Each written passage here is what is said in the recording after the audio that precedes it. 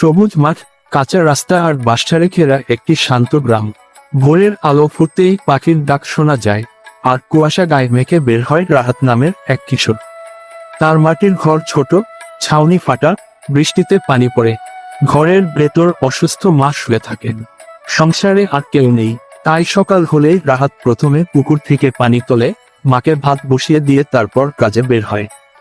বয়স কম হলেও দায়িত্ব তার কাঁধে অনেক বড়। একদিন কাজ থেকে ফেরার পথে রাহাত দেখল গ্রামের কিছু ছেলে নতুন পোশাক পরে বই খাতা নিয়ে স্কুলে যাচ্ছে। তারা হাসছে, গল্প করছে। রাহাত চুপ করে দাঁড়িয়ে থাকলো। তার ভেতর একটা হাহাকার উঠল। সে খুব পড়তে চায়, কিন্তু বই খাতার টাকা তো নেই। আর সে কাজ না করলে মা কে খাওয়াবে কে? বাড়ি ফিরে সে মাকে বলল, মা, আমি যদি পড়তে পারতাম।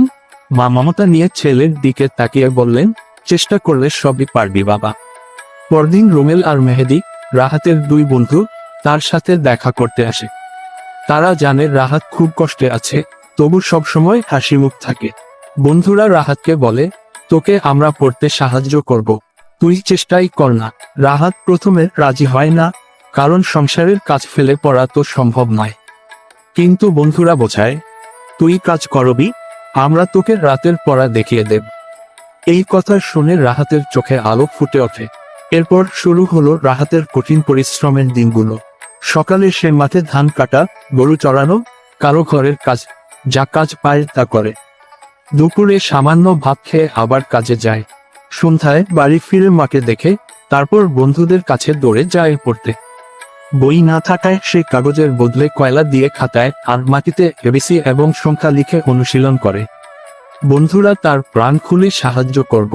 ধীরে ধীরে গ্রামের লোকেরা রাহাতের পরিশ্রম লক্ষ্য করতে শুরু করে। তারা দেখে ছোট্ট ছেলেটা সারাদিন কাজ করে, রাতে আবার আলোবিহীন ঘরে কয়লার দাগ দিয়ে লিখতে শিখছে। অনেকেই তাকে ডেকে বলে, তুই অনেক দূর যাবি। এই কথাগুলো রাহাতের মনকে আরো শক্ত করে। মা তাকে দেখে খুশি হলেও চিন্তা করেন, ছেলে এত কষ্ট করছে। একদিন গ্রামের চেয়ারম্যান ঘোষণা দিলেন, যে শিশু পড়তে আগ্রহী এবং পরিশ্রমী, তাকে ফ্রি খাতা, বই আর স্কুল ড্রেস দেওয়া হবে। খবরটা শুনে সবাই খুশি হলেও রাহাতের মনে সন্দেহ জাগলো, ও কি এর সুযোগ পাবে? পরের দিন চেয়ারম্যান নিজের হাতে তালিকা করছিলেন। গ্রামের শিক্ষক বললেন, একটা ছেলে আছে, খুব পরিশ্রম করে, কিন্তু বই কেনার সামর্থ্য নেই। এই কথা শুনে চেয়ারম্যান রাহাতকে ডেকে পাঠালেন। রাহাত ভয়ে ভয়ে সামনে দাঁড়াতে চেয়ারম্যান হেসে বললেন, তোর মতো ছেলেরাই সুযোগ পাওয়ার যোগ্য। তারপর তিনি রাহাতকে নতুন খাতা, বই আর একটি ঝকঝকে স্কুল ড্রেস দিয়ে বললেন, এগুলো নিয়ে স্কুলে যাস বাবা। পরের দিন সকালে রাহাত নতুন ড্রেস পরে স্কুলের পথে বের হলো। ধার জুড়ে সবুজ মাঠ, রাস্তার পাশে বাঁশঝাড়, রাস্তার ঝাড়, সবকিছু যেন তাকে স্বাগত জানাচ্ছে। বন্ধুরা তাকে দেখে দৌড়ে এসে বলল, দেখলি, তুই পারবি বলেছিলাম। রাহাত হেসে মাথা নিচু করলো। ক্লাসে গিয়ে সে প্রথম বেঞ্চে বসে মন দিয়ে পড়তে লাগলো। শিক্ষক তার আগ্রহ দেখে খুব খুশি হলেন। রাহাত অনুভব করলো, জীবনে সে সত্যি নতুন এক পথ চলা শুরু করেছে। দিন যায়, রাহাত ধীরে ধীরে ক্লাসে ভালো করতে শুরু করে। রাতে পড়ার সময় তার ঘরের ছাউনিতে বৃষ্টি পড়লেও সে থামে না।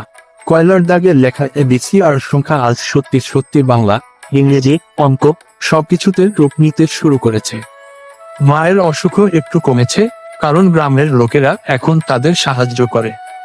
রাহাতের মনে দৃঢ় বিশ্বাস জন্মায়, একদিন সে বড় হবে, নিজের মাকে ভালো চিকিৎসা দেবে, আর গ্রামের ছোট ছেলেদের পড়তে সাহায্য করব।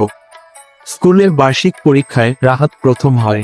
সারা গ্রাম হাততালি দিয়ে তাকে উৎসাহ দেয়।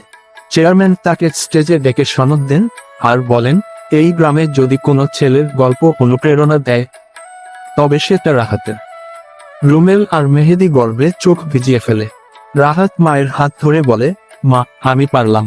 মা হাসি মুখে শুধু বলেন, তুই আমার গর্ব বাবা। রাহাতের গল্প পুরো গ্রামে ছড়িয়ে পড়ে। অন্য ছেলেমেয়েরা তার মতো চেষ্টা করতে শুরু করে। ছোট্ট রাহাত প্রমাণ করে, কষ্ট যত বড়ই হোক, চেষ্টা আর সাহস থাকলে স্বপ্নের দরজা একদিন খুলবেই।